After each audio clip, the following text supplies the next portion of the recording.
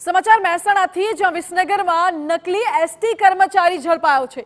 નકલી ડોક્ટર, નકલી આરોગ્યની વસ્તુઓ, નકલી અન્ય ચીજ વસ્તુઓની સાથે હવે નકલી એસટી કર્મચારી ઝડપાયો છે, જેને લઈને અત્યારે કાર્યવાહી શરૂ કરવામાં આવી છે।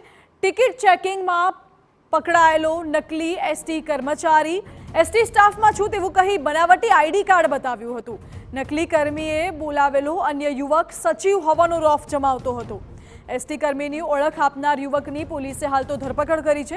વિજાપુરના બામણવા ગામનો યુવક હોવાનું સામે આવ્યું છે। પોલીસે બે લોકો સામે ગુનો નોંધી આગળની તપાસ હાથ ધરી છે। સચિવની ઓળખ આપનાર ફરાર યુવકની શોધખોળ હાથ ધરી છે।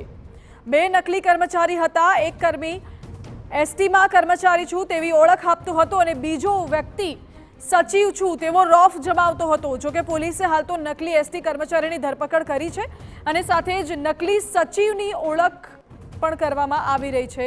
હાલ તો નકલી સચિવ યુવક ફરાર છે, જેની શોધખોળ ચાલી રહી છે।